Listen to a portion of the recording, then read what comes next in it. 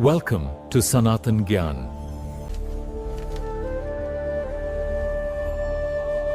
नमस्कार। आज हम ज्ञान के एक बहुत पुराने, बहुत गहरे खजाने में उतर रहे हैं, धम्मपद। जी। ये बौद्ध धर्म के सबसे सम्मानित ग्रंथों में से एक है, जिसमें महात्मा बुद्ध की शिक्षाओं का सार है कह सकते हैं। बिल्कुल।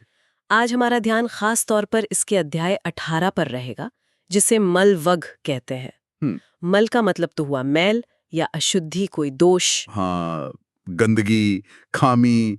तो ये अध्याय अशुद्धियों के बारे में है और ये बताता है कि हमारे कर्म और हमारे विचार वो कैसे हमारी जिंदगी को, हमारे भविष्य को बनाते हैं। बिल्कुल। और आज इस बातचीत का मकसद यही है, मतलब इन स्रोतों से, धम्मपद की गाथाओं और उनकी कहानियों से ये समझना कि ये मल यानी अशुद्धियां असल में हैं क्या, हमारे अंदर ये पैदा कैसे होती हैं, और सबसे जरूरी कि बुद्ध की शिक्षाओं के हिसाब से इनसे छुटकारा कैसे पाया जाए। हाँ, इनसे निपटा कैसे जाए। जी, हम देखेंगे कि कैसे हमारे छोटे छोटे काम भी बड़े नतीजे ला सकते हैं, और खुद को भीतर से साफ करने का, मतलब आत्मशुद्धि का रास्ता क्या है। ये सिर्फ पुरानी बातें नहीं है, आज की जिंदगी के लिए भी बहुत काम की हैं। तो चलिए शुरू करते हैं एक कहानी से। थोड़ी चौंकाने वाली है, लेकिन कर्म के सिद्धांत को बिल्कुल सीधे सीधे दिखाती है। अच्छा। ये कहानी एक कसाई की है। गाथा 235 से 238 की प्रस्तावना में इसका जिक्र है। कहते हैं कि ये आदमी मतलब 55 साल तक गायों को मारता रहा। 55 साल बहुत लंबा समय है। हाँ, और उनका मांस बेचता था, खुद भी खाता था। और हैरानी की बात यह है कि बुद्ध पास के ही एक विहार में रहते थे, पर इसने कभी उन्हें खाने के लिए एक निवाला तक नहीं दिया। अच्छा, मतलब बुद्ध के होते हुए भी उनको अनदेखा किया। बिल्कुल। फिर एक दिन कुछ ऐसा हुआ जिसने सब बदल दिया। उसके घर पर खाने को मांस नहीं था। पत्नी ने बताया कि जो टुकड़ा था वो कोई दोस्त ले गया। इस पर उसे इतना गुस्सा आया, इतना भयानक गुस्सा, कि उसने अपने ही पाले हुए बैल की जीभ काट ली। अरे बाप रे, गुस्से में इतना। हाँ। और उसे भूना। हाँ। और खाने बैठ गया। और कहते हैं कि जैसे ही उसने थाली में रखा, वो मांस खाने के लिए मुंह में डाला, उसकी अपनी जीभ कट कर उसी थाली में गिर पड़ी। क्या कह रहे हैं, सच में? हाँ, सुनकर ही रोंगटे खड़े हो जाते हैं। ये कर्म के तत्काल फल का एक बहुत ही भयानक लेकिन साफ उदाहरण है। जैसा कर्म किया वैसा फल तुरंत। बिल्कुल। ये उस गहरे सिद्धांत को दिखाता है जिसे अक्सर कहते हैं बुरे कर्म खुद करने वाले का ही नाश करते हैं। गाथा 24-40 के भाव में भी यही बात है। ये कोई बाहर से सजा नहीं मिली। हाँ, ये तो अंदर से ही हुआ। जी, उसके अपने ही कर्म का नतीजा था जो फौरन सामने आ गया। कहते हैं कि उसका बेटा जो ये सब देख रहा था, वो इतना डर गया कि घर छोड़कर भाग गया। जाहिर है, कोई भी डर जाता। और वो कसाई, वो बैल की तरह जमीन पर रेंगता हुआ, दर्द से चीखता हुआ मर गया। और मान्यताओं के अनुसार मरने के बाद उसका जन्म अवीची नरक में हुआ। अवीची नरक, वो तो सबसे कष्टदायक माना जाता है। हाँ, बौद्ध परंपरा में उसे सबसे भयानक नरक मानते हैं। और वो बैल भी उसी पीड़ा में मर गया। तो ये कहानी कर्म के नियम की गंभीरता और उसके तात्कालिक असर को बहुत जबरदस्त तरीके से सामने रखती है। ये तो वाकई सोचने पर मजबूर करने वाली कहानी है। अच्छा, उस कसाई के बेटे का क्या हुआ? आपने कहा वो भाग गया था। हाँ, वो डर के मारे तक्षशिला चला गया। उस जमाने में तक्षशिला विद्या का बड़ा केंद्र था। वहां उसने सुनार का काम सीखा, शादी की, बच्चे हुए, मतलब एक सामान्य जीवन जिया उसने। हाँ। फिर जब वो बहुत बूढ़ा हो गया तो उसके बेटे उसे वापस अपने शहर सावथी ले आए। बेटों ने सोचा कि पिता के नाम पर कुछ अच्छा काम करे, दान पुण्य करे। तो उन्होंने क्या किया? उन्होंने महात्मा बुद्ध और उनके भिक्षु संघ को भोजन के लिए बुलाया।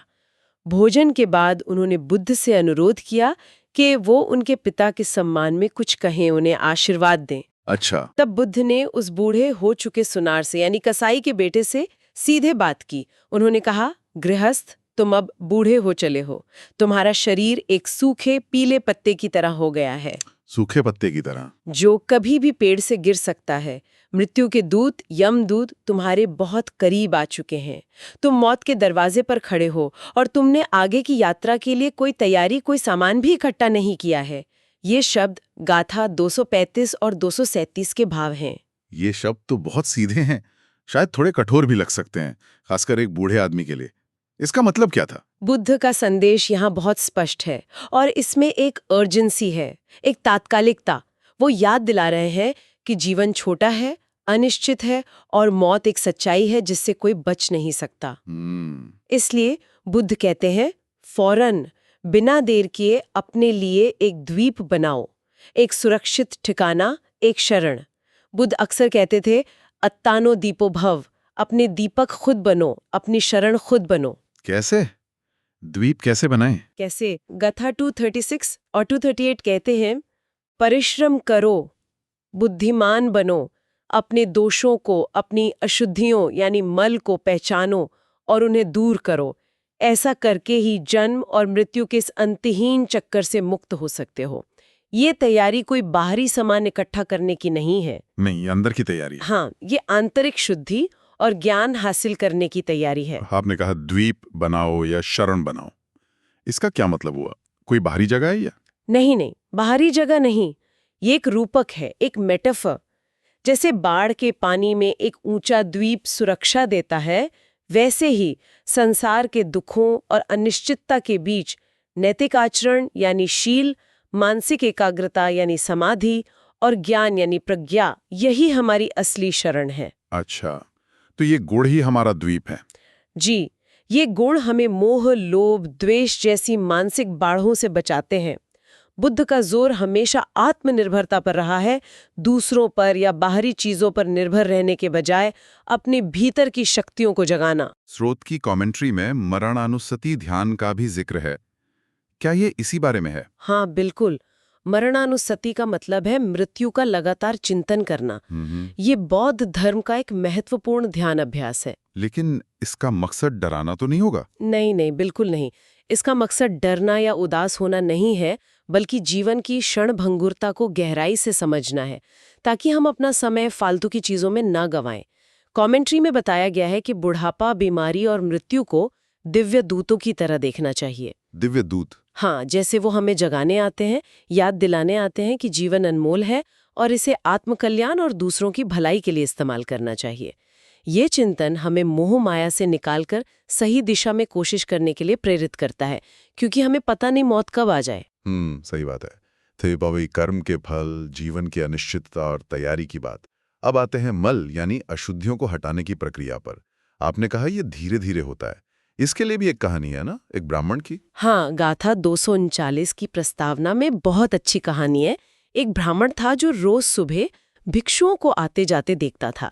उसने ध्यान दिया कि भिक्षु जिस जगह पर अपने चीवर यानी वस्त्र पहनते थे, वहां घास उगी हुई थी और सुबह की ओस या धूल से उनके चीवर गीले या मैले हो जाते थे। अच्छा, तो उसने क्या किया? पहले तो उसने सोचा यहाँ की घास साफ कर देनी चाहिए, तो अगले दिन उसने वहां की घास हटा दी, जगह साफ कर दी। कुछ दिन बाद उसने देखा कि अब जमीन सख्त है और कभी-कभी चीवर जमीन पर गिरकर धूल में सन जाते हैं। तो उसने सोचा यहाँ साफ रेत बिछा देनी चाहिए और उसने वहां रेत बिछवा दी। लगता है ये ब्राह्मण काफी ध्यान देने वाला और मेहनती था। बिल्कुल। उसका सुधार का काम यही नहीं रुका। कुछ समय बाद गर्मी के दिनों में उसने देखा कि भिक्षुओं को चीवर पहनते समय पसीना आता है। हाँ, धूप में तो आएगा ही। तो उसने वहां एक छायादार मंडप बनवा दिया। फिर बरसात के मौसम में उसने देखा कि भिक्षु बारिश में भीग रहे हैं, तो आखिरकार उसने वहां एक पूरा हॉल ही बनवा दिया। अरे वाह, मतलब एक छोटी सी समस्या देखी और धीरे धीरे करके एक पूरा स्थायी समाधान ही बना दिया। सही कहा। और जब हॉल बनकर तैयार हो गया तो उसने बुद्ध और भिक्षु संघ को भोजन के लिए बुलाया और उन्हें पूरी कहानी सुनाई कि कैसे उसने छोटी शुरुआत की और धीरे धीरे उस जगह को बेहतर बनाता गया। बुद्ध ने क्या कहा इस पर? इस पर बुद्ध बहुत प्रसन्न हुए और उन्होंने कहा, ब्राह्मण, जैसे एक सुनार धीरे धीरे थोड़ा थोड़ा करके चांदी में से मैल को हटाता है और उसे शुद्ध करता है, वैसे ही बुद्धिमान व्यक्ति अच्छे कर्मों के द्वारा धीरे धीरे क्षण क्षण करके अपने भीतर के दोषों को, अपनी अशुद्धियों को दूर करता है। ये गाथा 239 का सार है।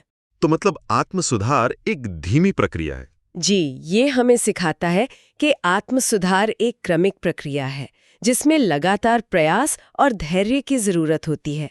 एकदम से सब कुछ नहीं बदलता, लेकिन छोटे छोटे सही कदम हमें मंजिल तक ले जाते हैं।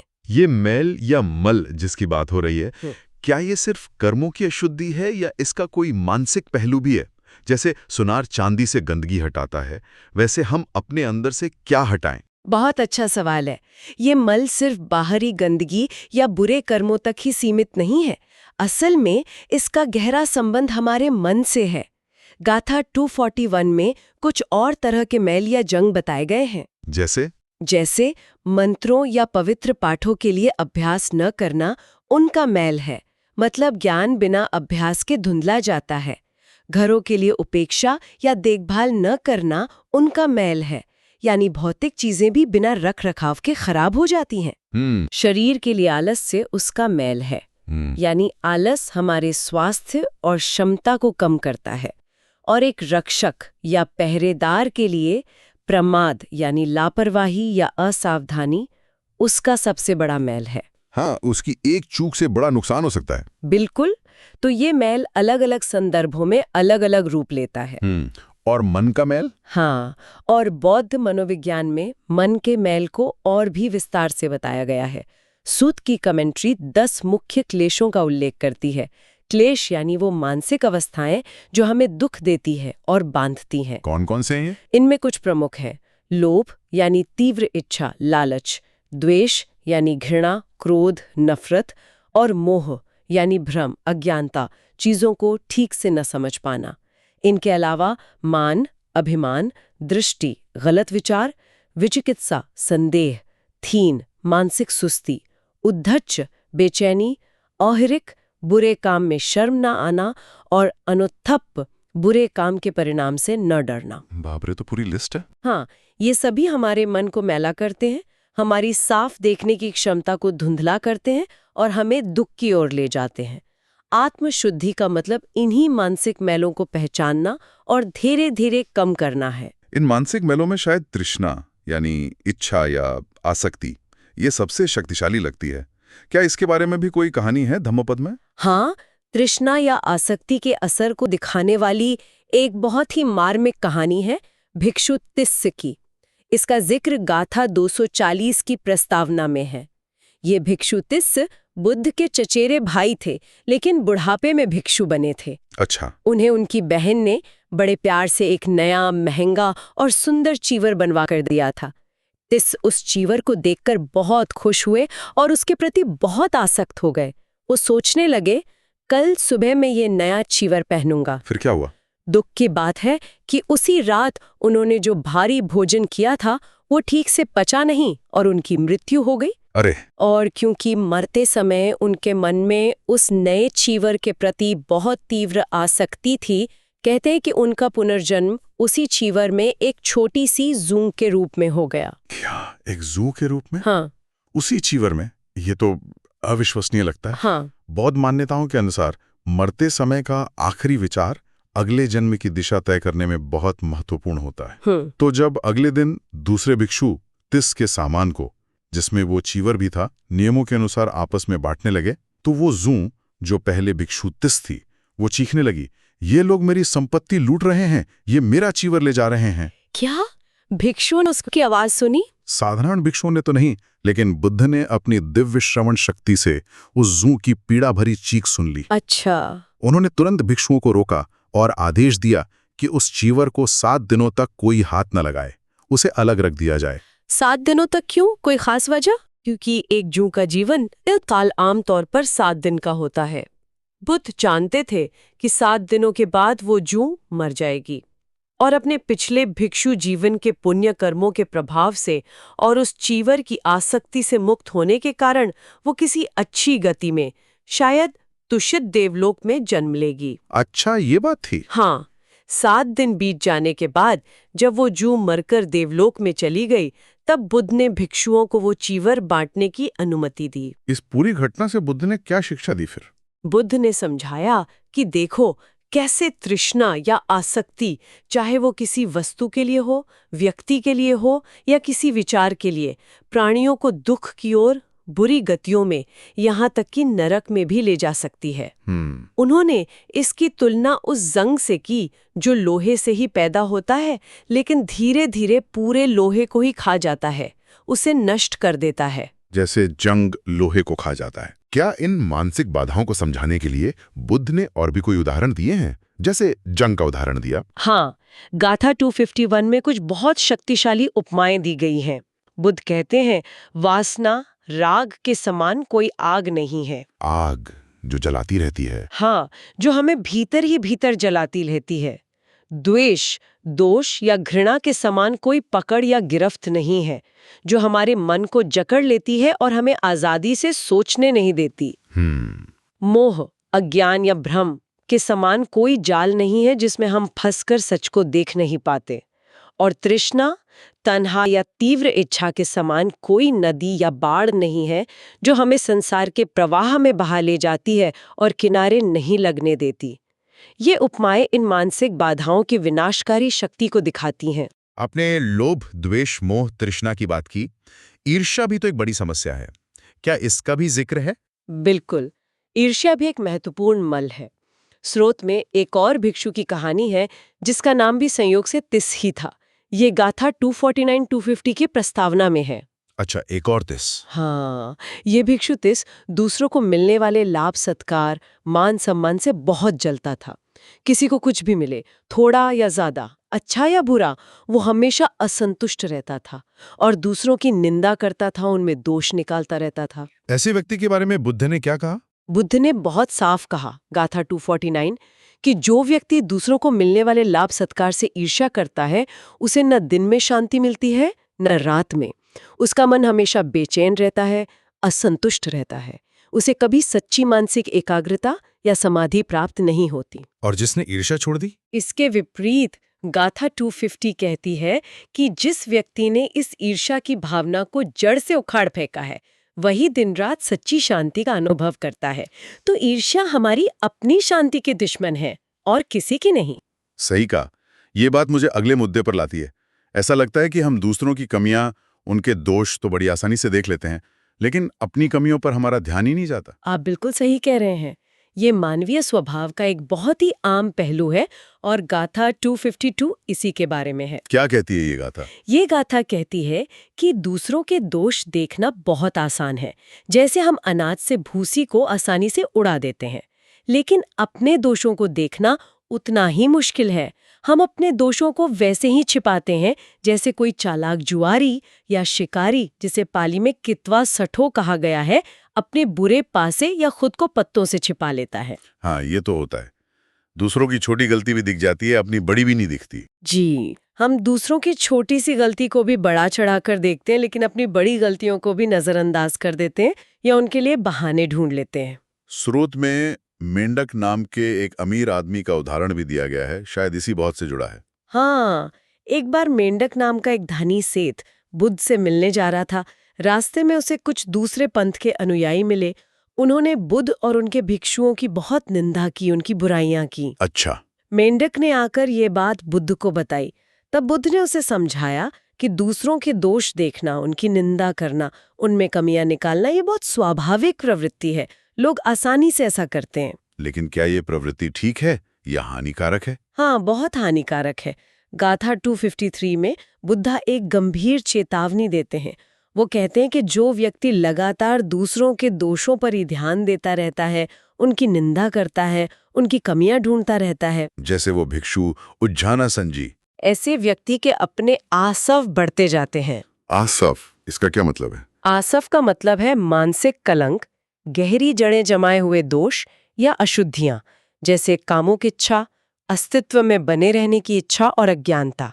ये वो चीजें हैं जो हमें संसार के चक्र में बांधे रखती हैं। तो दूसरों की निंदा करने से अपने ही दोष बढ़ते हैं? जी, दूसरों की निंदा करने से हमारे अपने ही मानसिक दोष और गहरे होते जाते हैं और हम आसवों के क्षय यानी इन दोषों के नाश से, जो कि मुक्ति या निर्वाण का मार्ग है, बहुत दूर हो जाते हैं। तो इसका मतलब है कि हमें अपना ध्यान दूसरों की बजाय खुद पर लगाना चाहिए, अपनी कमियों पर। निश्चित रूप से सारा जोर आत्मचिंतन, आत्मनिरीक्षण और अपने दोषों को पहचानकर उन पर काम करने पर होना चाहिए, न कि दूसरों पर उंगली उठाने या उनकी निंदा करने पर। दूसरों की गलतियों से हम सीख सकते हैं, लेकिन उनमें उलझकर रह जाना हमारी अपनी आध्यात्मिक उन्नति में सबसे बड़ी बाधा है। अब हम इस अध्याय के अंतिम हिस्से की ओर बढ़ते हैं, जहां बौद्ध धर्म के मार्ग की खासियत पर जोर दिया गया है। इसके लिए सुभद्द नाम के एक परिव्राजक की कहानी बताई गई है। हाँ, सुभद्र एक वृद्ध और ज्ञानी परिव्राजक थे, मतलब एक गैर बौद्ध तपस्वी। वे बुद्ध के महापरिनिर्वाण यानी उनके अंतिम निधन से कुछ ही समय पहले उनके पास पहुंचे। बिल्कुल अंतिम समय में। जी, उस समय बुद्ध कुशीनारा के शालवन में अपनी अंतिम सांसें ले रहे थे। सुभद्र के मन में कुछ गहरे आध्यात्मिक प्रश्न थे, जिनका समाधान वो बरसों से ढूंढ रहे थे और उन्हें कहीं मिला नहीं था। उन्हें लगा कि शायद बुद्ध ही उनके संदेह दूर कर सकते हैं। बुद्ध तो उस समय बहुत बीमार और कमजोर होंगे। क्या उन्होंने सुभद्र से बात की? हाँ, बुद्ध के शिष्य आनंद ने पहले सुभद्र को रोकना चाहा, क्योंकि बुद्ध की शारीरिक हालत ठीक नहीं थी। लेकिन बुद्ध ने आनंद को मना किया और सुभद्र को अपने पास आने दिया। बुद्ध करुणा के सागर थे और उन्होंने अपने अंतिम क्षणों में भी किसी जिज्ञासु को निराश नहीं किया। क्या सवाल पूछे सुभद्र ने? सुभद्र ने पूछा, क्या दूसरे धार्मिक शिक्षक जो खुद को सिद्ध कहते हैं वास्तव में ज्ञानी हैं? क्या उनके मार्ग सही हैं? और कुछ खास सवाल भी पूछें, जैसे क्या आकाश में कोई रास्ता या पदचिह्न होते हैं? क्या आपके शासन यानी आपके धर्म अनुशासन के बाहर कोई सच्चा श्रमण, संत या साधक हो सकता है? क्या संस्कार यानी सभी बनी हुई चीजें या अवस्थाएं शाश्वत हैं, हमेशा रहने वाली हैं? ये तो बहुत गहरे दार्शनिक सवाल हैं। बुद्ध ने अपने अंतिम समय में इनके क्या जवाब दिए? बुद्ध के उत्तर संक्षिप्त लेकिन बहुत गहरे थे। उन्होंने कहा, गाथा 254-255, आकाश में कोई पदचिह्न नहीं होते। आकाश में पदचिह्न नहीं होते? इसका क्या मतलब? इसका अर्थ है कि मुक्ति का मार्ग कोई भौतिक रास्ता नहीं है जिसे बाहर ढूंढा जा सके। ये कोई निशान नहीं छोड़ता। ये अंदर की समझ, अभ्यास और अनुभव का मार्ग है। अच्छा। फिर उन्होंने कहा, बुद्ध के शासन यानी उनके बताए धर्म और विनय के बाहर कोई सच्चा श्रमण नहीं है। यहाँ श्रमण के 4 स्तर बताए गए हैं: श्रोतापन, सक्रुदागामी, अनागामी और अरहत।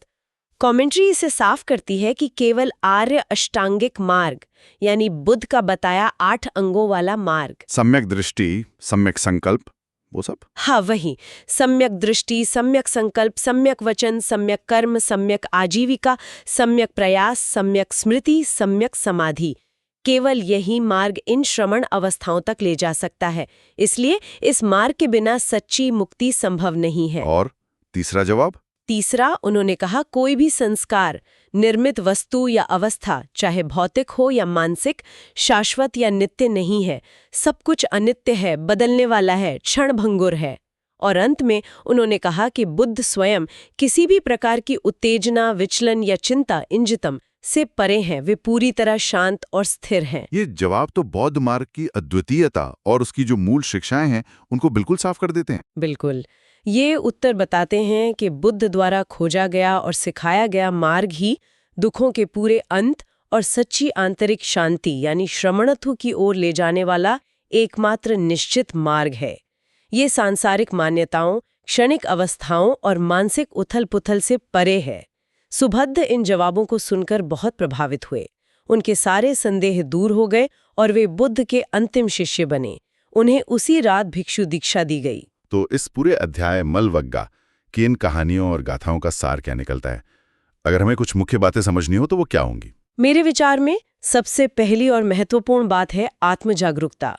हमें अपनी अशुद्धियों या मैल को, चाहे वे बुरे कर्म हो, नकारात्मक विचार हो या लोभ, द्वेष, मोह, ईर्ष्या, अभिमान जैसे मानसिक दोषों, ईमानदारी से पहचानना होगा। हाँ, उन्हें स्वीकार करना होगा। जी, स्वीकार करना होगा, उनसे मुंह नहीं मोड़ना है। जी। यही आत्म सुधार की दिशा में पहला कदम है। बिना समस्या को पहचाने उसका समाधान कैसे होगा? हाँ, और दूसरा बड़ा संदेश व्यक्तिगत जिम्मेदारी का लगता है। कर्म का सिद्धांत बहुत साफ है। हम जो करते हैं उसका नतीजा हमें ही भोगना पड़ता है, जैसे कसाई की कहानी ने दिखाया। बिल्कुल। कोई और हमें बचा नहीं सकता, हमें खुद ही कोशिश करनी होगी। और जीवन की अनिश्चितता, क्षणभंगुरता, जैसा बूढ़े सुनार को बताया गया, वो हमें याद दिलाती है कि इस कोशिश में देरी नहीं करनी चाहिए। बिल्कुल सही कहा। और तीसरा महत्वपूर्ण बिंदु है कि ये शुद्धि, ये बदलाव रातों रात नहीं होता। ये एक क्रमिक प्रक्रिया है। इसमें धैर्य और लगातार कोशिश की जरूरत है। जैसे वो सुनार चांदी साफ करता है। हाँ, जैसे सुनार धीरे धीरे चांदी को साफ करता है, या जैसे उस ब्राह्मण ने धीरे धीरे करके उस जगह को सुधारा, वैसे ही हमें भी लगातार छोटे छोटे कदम उठाकर अपने मन को साफ करना होता है। अगर हम इसे बड़ी तस्वीर से जोड़ें तो ये आत्मनिरीक्षण, लगातार मेहनत और धीरज का मार्ग है। हमें अपनी इच्छाओं, अपनी आसक्ति, अपनी ईर्ष्या और दूसरों में दोष देखने की अपनी आदत के प्रति लगातार सजग रहना होगा। और शायद चौथा बिंदु यह है कि ये मार्ग अंदर की ओर जाता है। बारी कर्म जरूरी हैं, लेकिन असली मैल हमारे मन में है। हाँ, मन का मैल। लोभ, द्वेष, मोह, आसक्ति, ईर्ष्या, इन्हें हटाए बिना सच्ची शांति या मुक्ति मुमकिन नहीं है। और बुद्ध का मार्ग, जैसा सुबुद्ध को बताया गया, इसी आंतरिक शुद्धि का एक खास और पूरा मार्ग है। बहुत अच्छे से आपने इसे सारांशित किया। ये चारों बिंदु, आत्मजागरूकता, व्यक्तिगत जिम्मेदारी, क्रमिक प्रयास और आंतरिक शुद्धि पर जोर, यही इस अध्याय के मूल तत्व हैं। चलिए, अब इस चर्चा के अंत में हम सुनने वालों के लिए एक विचारणीय प्रश्न छोड़ते हैं। गाथा 243 में कहा गया है कि अविद्या यानी अज्ञान या मोह सबसे बड़ा मल है, सबसे बुरी अशुद्धि है, जिससे बाकी सभी दोष पैदा होते हैं। ये एक तरह का जाल है। सबसे बड़ा मल। तो सवाल यह है, क्या अपने जीवन में उन क्षेत्रों को पहचानना जहां हम अज्ञान, भ्रम या मोह के कारण गलत फैसले ले रहे हैं या दुखी हो रहे हैं, क्या यही उस जाल से बाहर निकलने का पहला सबसे जरूरी कदम हो सकता है? इस पर विचार कीजिएगा। Thanks for watching.